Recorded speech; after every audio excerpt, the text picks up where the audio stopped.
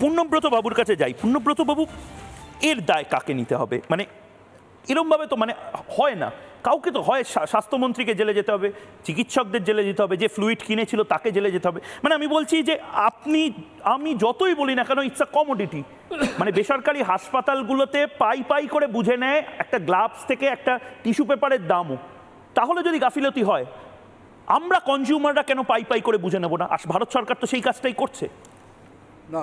প্রথমত এই ডাক্তারের চিকিৎসায় গাফিলতি হয়েছিল, এই যারা অন্ধ হয়ে গেছেন তারা, এটা দুঃখজনক ঘটনা, কিন্তু সেটা ডাক্তারের গাফিলতিতে হয়েছে এইটা বলা সম্ভব না। কারণ যারা আই সার্জারি করেন, যারা ক্যাটারাক্ট সার্জারি একটা খুব সূক্ষ্ম অপারেশন এবং দক্ষ লোকেরাই এটা করেন।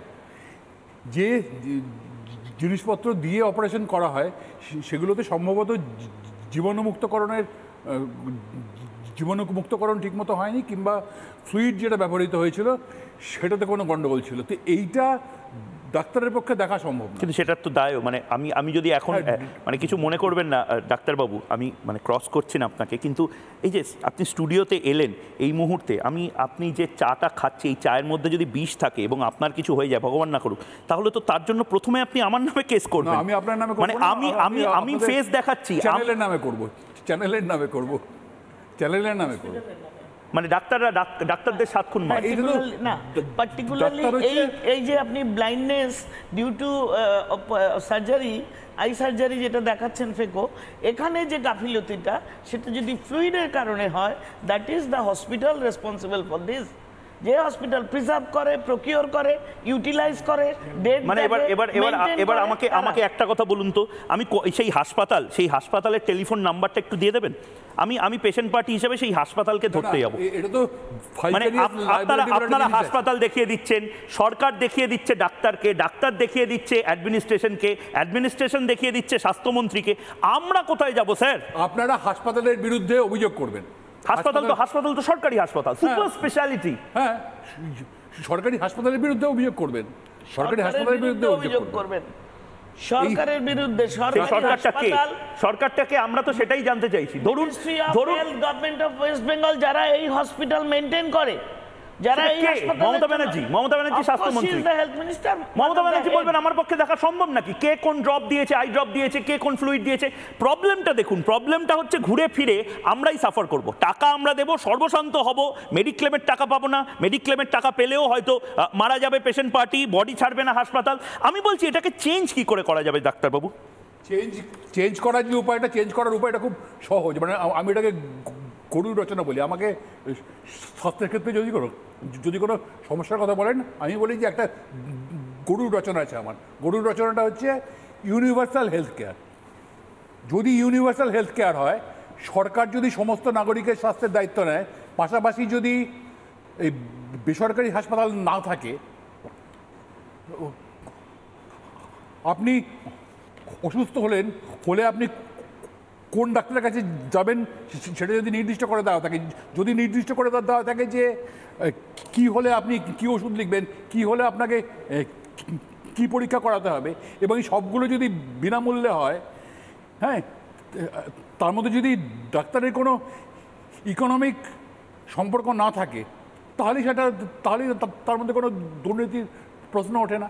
আর এটা আমাদের দেশে বলে নয়, পৃথিবীর অনেকগুলো দেশ যেখানে ইউনিভার্সাল হেলথ কেয়ার আছে, হেলথ ফর অল। পৃথিবীর মধ্যে যে কটা উন্নত দেশগুলোর মধ্যে একমাত্র ইউনাইটেড স্টেটস অফ আমেরিকা, সেটা বাদ দিয়ে সমস্ত যে উন্নত দেশ সেখানে কিন্তু ইউনিভার্সাল হেলথ কেয়ার আছে। এমনকি তার জন্য বড় লোক হতে হয় না, আমাদের থেকে কম যাদের আয় সেরকম দেশ, সেটা তো আমাদের বাংলাতে স্বাস্থ্যসাথী, আয়ুষ্মান ভারত, এত কিছু কথার কথা আছে, কিন্তু বহু হাসপাতালে স্বাস্থ্যসাথী কার্ড নেয় না, আয়ুষ্মান ভারত বাংলাতে ঢুকতে দেওয়া হচ্ছে না। মানে এই সমস্যাগুলোর সমাধান কে করবে? আমি একবার ডাক্তারবাবু, সুভাষবাবু এই মুহূর্তে রয়েছেন, সুভাষ দত্ত। সুভাষবাবু, আপনি এই রায়টাকে কিভাবে, মাফ করবেন, এই আইনটাকে কিভাবে দেখছেন? ডাক্তারদেরও মেডিকেল নেগলিজেন্স, চিকিৎসায় গাফিলতির জন্য 2 থেকে 5 বছর অবধি জেলে যেতে হতে পারে যদি প্রুভ হয় যে সে গিল্টি। আর সত্যিই তো, মানে হাসপাতালগুলো যদি সব পাই টু পাই বুঝে নেয়, হাসপাতালগুলো যদি বলে দেয় যে না এটার জন্য আরও এক্সট্রা 5,000 লাগবে, 10,000 লাগবে, ভুল হলে হাসপাতালগুলো দায় নেবে না কেন? ভুল হলে ডাক্তারবাবু দায় নেবেন না কেন?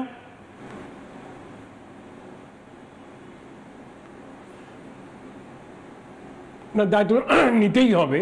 এই যে আইনটা যেটা হয়েছে এটা কিন্তু নতুন নয়। এই যে কুণাল শাহর ঘটনাটা মনে আছে তো, সে তো কুণাল শাহ ডাক্তারকে সাজা এই পাইয়ে দিল মুহূর্তে এবং আমাদের সঙ্গে ফাইন রয়েছে। হলো। সুতরাং ডাক্তারদের যদি নেগলিজেন্স প্রুভ করা যায়, ও রয়েছেন, আচ্ছা, ওনার সাথে আমার কথা হয়তো বোধ হয় 94-95 সালে উনি দিল্লিতে আসতেন, সুপ্রিম কোর্টে কেস করতেন।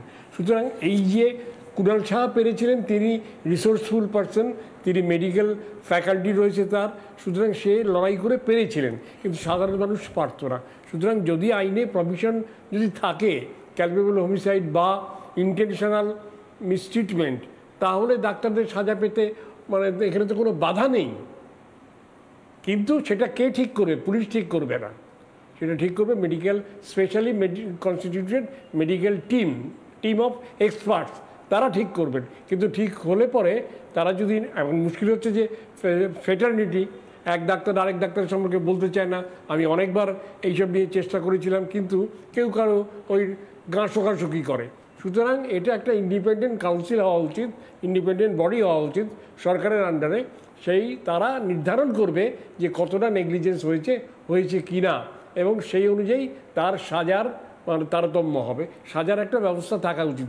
আরেকটাও থাকা উচিত, ডাক্তাররা যে অহেতুক এই যে টেস্ট করান, প্যাথোলজিক্যাল টেস্ট এবং এবং এবং মেডিসিন প্রেসক্রাইব করেন, তারা প্রচুর ওখানে একটা কিন্তু ঘাপলা একটা, যদি চলতি ভাষায় বলি, রয়েছে।